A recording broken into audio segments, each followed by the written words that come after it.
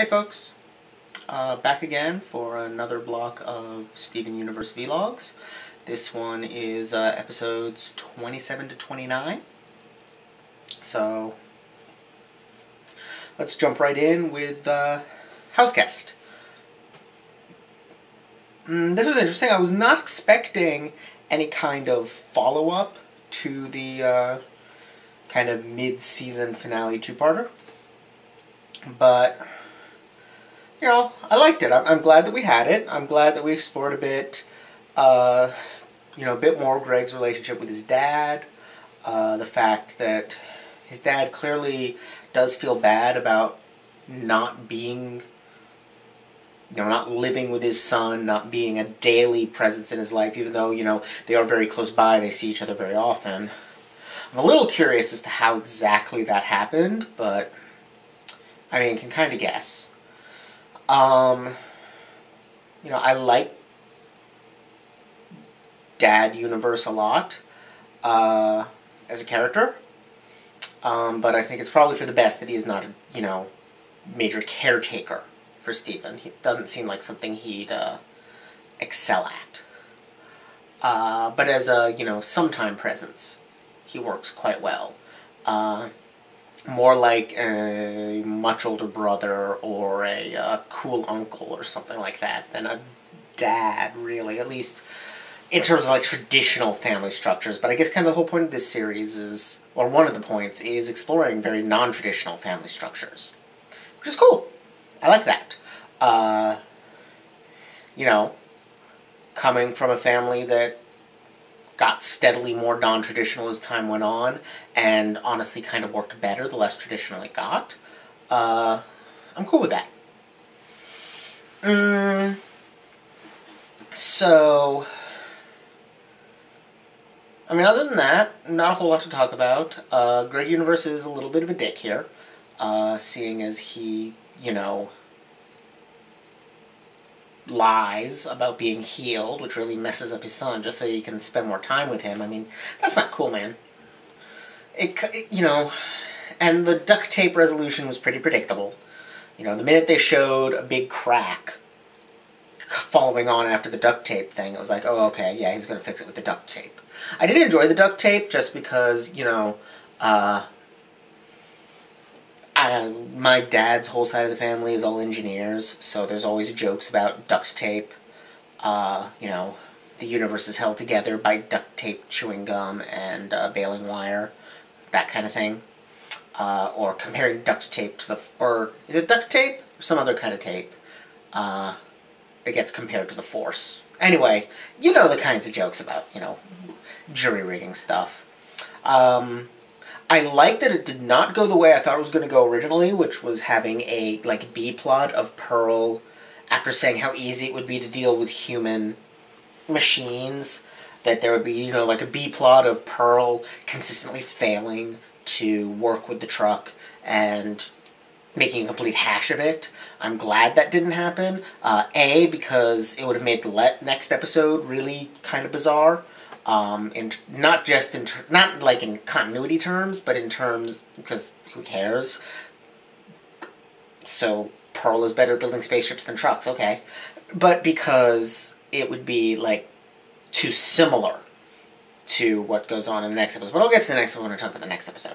I'm so glad we didn't, mostly I'm glad we didn't have it because it's, the stereotypical, girl thinks she can handle machines, but she really can't kind of a thing, which is, bullshit.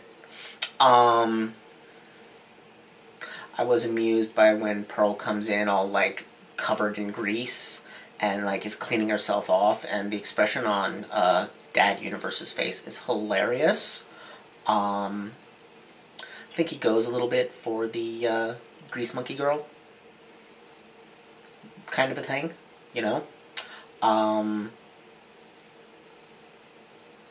which amuses me. I definitely do not remotely ship that, but it was still a fun little background detail kind of a thing.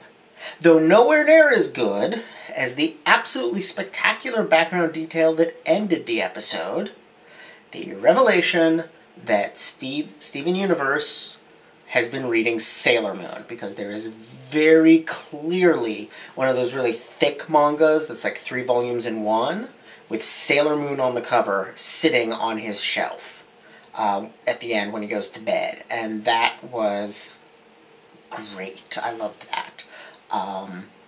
Partially because I've been watching Cinnamon Crystal and enjoying it quite a bit. I never watched the original anime. It was not on any channel I had access to in the 90s, so I kind of missed it entirely.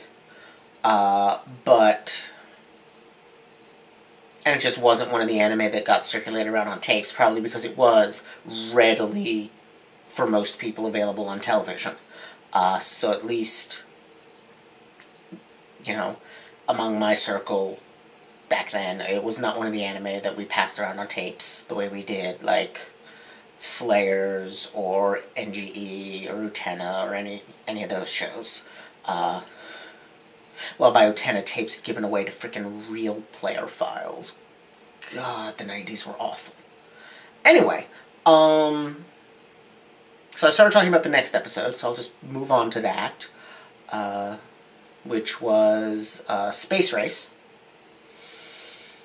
And, like, I really enjoyed how things just went totally out of Mr. Universe's control. It's very obvious early on he's humoring his kid. They're just playing. In his eyes, you know, Steven thinks it's real, but in Dad Universe's eyes, this is a game. They're going to make a go-kart that looks kind of spaceshipy, and then Steven can jump it off a ramp and go woo. You know, that's the plan. Put a sparkler on the back, that kind of stuff. But then Pearl gets involved, and it starts getting a little too real for him, and he kind of panics because, you know, space travel isn't safe. It's pretty dangerous, actually. Because, you know, it's on the limits of what we can do. It's, you know, right out there on the cutting edge. And the thing about being out on the cutting edge is, you get cut. You know, Final Frontier and all that crap. So, yeah, it's not really something you can build in your garage. It'll probably be, you know, if ever, centuries before it's the kind of thing you can build in your garage. So, it goes about how you would expect. But it really ends up being mostly about exploring Pearl and this kind of, you know, there's been hints of it before, but there's some real sadness to Pearl. She seems to be the one who talks the most about the past. The one who kind of wishes for this past era when the gems were numerous, when there was contact with other worlds. She really misses it. And, you know, I think it ties in as well with, like, her relationship with Steven, because, you know, she seems sometimes to connect him to that past, that she's the bridge between him and that past. And she takes that very seriously. So, you know, this was yet another look into that sadness, which I don't think I'd really identified it as sadness before. She was kind of the historian of the group, and now I'm getting more that it's because she misses these things. She wishes they were still around. You know, I feel for her. She's gradually been, I think, reinstating herself as favorite character over Amethyst, who just kind of seems to have moved a little bit into the background. They haven't done as much with her. Pearl seems to be the one who's gotten the most character development out of the Crystal Gems. You know, out of the 3, you know, adult Crystal Gems. And then the 3rd episode was... Yeah, I don't have a lot to say about that one, just the thing about the sadness. The 3rd episode was not as memorable as the other 2, obviously, since I'm struggling to remember the name of it. Secret Team. And this was kind of a throwback episode. This episode could have been aired anywhere. In the sense that it doesn't really depend on any of the character development they've been doing. It's just kind of a lark kind of like the first 5 or 10 episodes. You know, internal strife between Pearl and Amethyst is something we've played with before, and it's fun here. Garnet as kind of the disciplinarian of them, the one that, you know, keeps them all in line. That's something we played a little bit with before. She's kind of the boss, and I'm cool with that. Yeah, and, you know, I did like kind of the thing of, you know, we don't need teams because we are a team. You know, it's not us versus them. I come from a very factionalized and family. We split up into, I mean, I try to stay out of it, but people split up in my family into teams very easily. This person won't talk to that person, this other person is feuding with that other person. It's a mess. And there's endlessly shifting alliances and rivalries and so on and so forth. And, you know, I say I try to stay out of it. There's been times I've been in it. And it's always a mistake. It's not to say that, like, family is some kind of magical thing that has to, you know, you have to always get along with everyone in your family because, bull. You don't. But, you know, there is something to be said for, you know, let's all try to act like a team, and assuming everyone does, then keep doing that. Have each other's back.